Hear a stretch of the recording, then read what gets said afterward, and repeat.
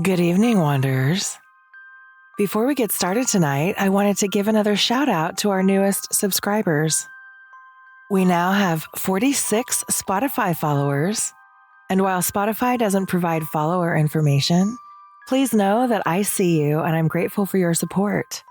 On YouTube, we also have 37 new subscribers, but keep in mind that I can only see your YouTube name if you've made your subscriptions public. So thank you to 25 of you, plus The Big Moki Show, Randy Hall, Brian Jacobs, Maverick62644, Wendell Alexander, Drake Albert, Vin, Ajacia Smiley, Tor Adathan, Kim Dunn, and Gaming with Teddy. Now, Buzzsprout is the place to subscribe in order to receive extra episodes from Petra's Dark and Dreamy. Thank you to William Tremblay, our longest standing supporter of the show, and William Stevens. And if you'd like to get perks and extra episodes, be sure to check out Buzzsprout and see whether you would like to subscribe to support the podcast. We don't have many subscribers on Buzzsprout, but the good news is that I haven't quite figured out what extras I'd like to do for you guys. Feel free to send me a message to give me some ideas, and know that perks are on the way.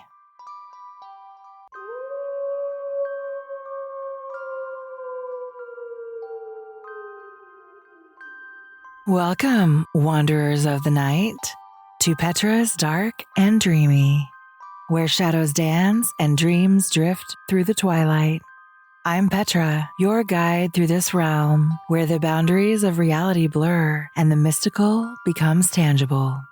Tonight, we plunge into the depths of the unknown, exploring stories that shimmer in the darkness and ideas that echo through the silence. So find a cozy nook, let the world outside fade away, and prepare to embark on a journey where the night is always young and the dreams are endlessly alluring.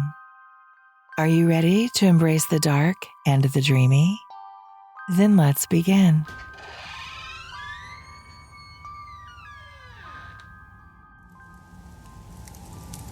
The Robber Bridegroom by Jacob and Wilhelm Grimm. Once upon a time, there was a miller who had a beautiful daughter. When she came of age, he wished that she was provided for and well married. He thought, if a respectable suitor comes and asks for her hand in marriage, I will give her to him. Not long afterward, a suitor came who appeared to be very rich, and because the miller could find no fault with him, he promised his daughter to him. The girl, however, did not like him as much as a bride should like her bridegroom. She did not trust him, and whenever she saw him or thought about him, she felt within her heart a sense of horror.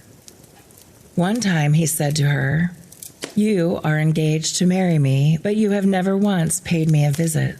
The girl replied, "I don't know where your house is." Then the bridegroom said, "My house is out in the dark woods." Looking for an excuse, she said that she would not be able to find the way there. The bridegroom said, "Next Sunday you must come out to me. I have already invited guests. I will make a trail of ashes so that you can find your way through the woods." When Sunday came and it was time for the girl to start on her way, she became frightened, although she herself did not know exactly why. In order to mark the path, she filled both her pockets full of peas and lentils. At the entrance of the forest, there was a trail of ashes, which she followed, but at every step, she threw a couple of peas to the ground, to the right and to the left. She walked almost the whole day until she came to the middle of the woods, where it was the darkest, and there stood a solitary house. She did not like it because it looked so dark and sinister. She went inside, but no one was there. It was totally quiet. Suddenly, a voice called out, turn back, you young bride. You are in a murderer's house." The girl looked up and saw that the voice came from a bird which was hanging in a cage on the wall. It cried out again, turn back, you young bride. You are in a murderer's house." Then the beautiful bride went from one room to another, walking through the whole house, but it was entirely empty, and not a human soul was to be found. Finally, she came to the cellar. A very old woman was sitting there, shaking her head. "Could you tell me," said the girl, "if my bridegroom lives here?" "Oh, you poor child," replied the woman. "Where did you come from? You are in a murderer's den. You think you are a bride soon to be married, but it is death that you will be marrying. Look, they made me put a large kettle of water on the fire. When they have captured you, they will chop you to pieces without mercy, cook you, and eat you, for they are cannibals. If I do not show you compassion and save you, you are doomed." With this, the old woman led her behind a large barrel where she could not be seen. "Be quiet as a mouse," she said. "Do not make a sound or move, or all will be over with you. Tonight, when the robbers are asleep, we will escape. I have long waited for an opportunity." This had scarcely happened when the godless band came home. They were dragging with them another maiden. They were drunk and paid no attention to her screams and sobs. They gave her wine to drink, 3 glasses full, 1 glass of white, 1 glass of red, and 1 glass of yellow, which caused her heart to break. Then they ripped off her fine clothes, laid her on a table, chopped her beautiful body in pieces, and sprinkled salt on it. The poor bride behind the barrel trembled and shook, for she saw well what fate the robbers had planned for her. One of them noticed a gold ring on the murdered girl's little finger. Because it did not come off easily, he took an axe and chopped the finger off. But it flew into the air and over the barrel, falling right into the bride's lap. The robber took a light and looked for it, but could not find it. Then another one said, "Did you look behind the large barrel?" But the old woman cried out, "Come and eat. You can continue looking in the morning. That finger won't run away from you." Then the robbers said, "The old woman is right." They gave up their search and sat down to eat. The old woman poured a sleeping potion into their wine, so that they soon lay down in the cellar and fell asleep, snoring. When the bride heard them snoring, she came out from behind the barrel and had to step over the sleepers, for they lay all in rows on the ground. She was afraid that she might awaken one of them, but God helped her, and she got through safely. The old woman went upstairs with her, opened the door, and they hurried out of the murderer's den as fast as they could. The wind had blown away the trail of ashes, but the peas and lentils had sprouted and grown up and showed them the way in the moonlight. They walked all night, arriving at the mill the next morning. Then the girl told her father everything, just as it happened. When the wedding day came, the bridegroom appeared. The miller had invited all his relatives and acquaintances. As they sat at the table, each one was asked to tell something. The bride sat still and said nothing. Then the bridegroom said to the bride, "Come, sweetheart, don't you know anything? Tell us something, like the others have done."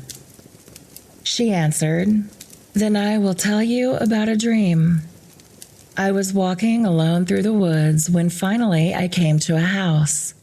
Inside there was not a single human soul, but on the wall there was a bird in a cage. It cried out, 'Turn back, you young bride. You are in a murderer's house.' Then it cried out the same thing again. Darling, it was only a dream." Then I went through all the rooms. They were all empty, and there was something so eerie in there. Finally, I went down into the cellar, and there sat a very old woman shaking her head. I asked her, "Does my bridegroom live in this house?" She answered, "Alas, poor child, you have gotten into a murderer's den. Your bridegroom does live here, but he intends to chop you to pieces and kill you, and then he intends to cook you and eat you." Darling, it was only a dream. After that, the old woman hid me behind a large barrel. I had scarcely hidden myself there when the robbers came home, dragging a girl with them. They gave her 3 kinds of wine to drink, white, red, and yellow, which caused her heart to stop beating. Darling, it was only a dream. After that, they took off her fine clothes and chopped her beautiful body to pieces on a table, then sprinkled salt on it. Darling, it was only a dream. Then one of the robbers saw that there was still a ring on her ring finger. Because it was hard to get the ring off, he took an axe and chopped off the finger. The finger flew through the air behind the large barrel and fell into my lap. And here is the finger with the ring. With these words, she pulled out the finger and showed it to everyone who was there. The robber, who had during this story become white as chalk, jumped up and tried to escape, but the guests held him fast and turned him over to the courts. Then he and his whole band were executed for their shameful deeds. First published in Children's and Household Tales, Grimm's Fairy Tales, Final Edition, Berlin, 1857. Number 40. And for subscribers, I will also include the original version from the 1812 edition. The Robber Bridegroom by Jacob and Wilhelm Grimm, 1812. A princess had been promised in marriage to a prince. He asked her a number of times to visit him in his castle, but she always declined because the way there led through a great forest and she was afraid of getting lost. If that was her only concern, said the prince, then he would help her by tying a ribbon to every tree so that she could not lose her way. For a while, she attempted to further postpone her visit, as though she were secretly afraid, but finally she ran out of excuses, and one day she had to go there. She walked through deep, deep woods from morning until evening, coming at last to a large house. Everything was quiet inside. There was only an old woman there, sitting just outside the door. Could you tell me if the prince, my bridegroom, lives here? My child, answered the woman, it is a good thing that you arrived just now when the prince is not at home. I had to fill a large kettle with water, for they intend to kill you, cook you, and then eat you. Just then the prince and his band came home from their raid.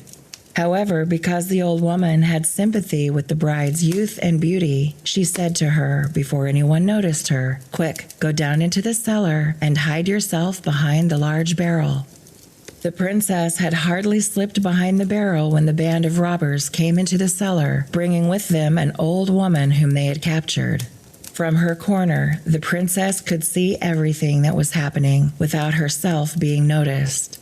And she saw that the old woman was her grandmother. The robbers took the old grandmother and murdered her. Then they took all the rings off her fingers, one after the other. However, the ring from her ring finger would not come off. So one of them picked up an axe and chopped off the finger. The finger flew behind the barrel and fell right into the princess's lap. After the robber had looked around for the finger for a long time, one of them said, "Did you look behind the large barrel? It would be better to wait until it's light to continue looking," said another. "We'll look tomorrow morning, and then we'll soon find the ring." After this, the band lay down to sleep there in the same cellar. As soon as they were asleep and snoring, the bride came out from behind the barrel. They were all lying there in rows, and she would have to walk over all the sleeping men to reach the door. She carefully put her foot down between them, fearing always that she might awaken one of them. But fortunately, that did not happen. After reaching the door, she was once again in the woods, and because the moon shone brightly, she followed the ribbons until she arrived back home. She told her father everything that had happened to her. and he immediately ordered an entire regiment to surround his castle as soon as the bridegroom arrived there. That happened. The bridegroom came that very day and immediately asked why she hadn't come to visit him yesterday, as she had promised. She said, "I had a very bad dream. I dreamed that I went to a house. An old woman was sitting just outside the door, and she said to me, 'It is good that you came when no one is at home, for I have to tell you that I had to fill a large kettle with water, and they intend to kill you and boil you and then eat you.' Even as she spoke, the robbers came home, and before anyone noticed me, the old woman said, 'Quick, go down to the cellar and hide yourself behind the large barrel.' I was hardly there when the robbers came down the cellar stairs. They were dragging an old woman with them, whom they took hold of and murdered. After they had murdered the old woman, they began to pull all the rings off her fingers, one after the other, but the ring on her ring finger wouldn't come off. So one of them picked up an axe and chopped away at it until it flew into the air, and it came down behind the barrel right into my lap. And here I have the finger." With these words, she suddenly pulled the finger from her pocket. When the bridegroom saw and heard these things, he turned white as chalk with fear. He tried to flee by jumping out the window, but the sentries were standing below. They captured him and his entire band, and all of them were executed as a reward for their wicked deeds.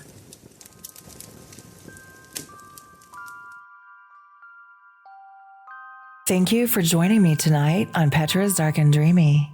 Be sure to like, follow, and subscribe to show your support for the show. If you are one of the first 100 subscribers, you can request your favorite literature read by me, Petra.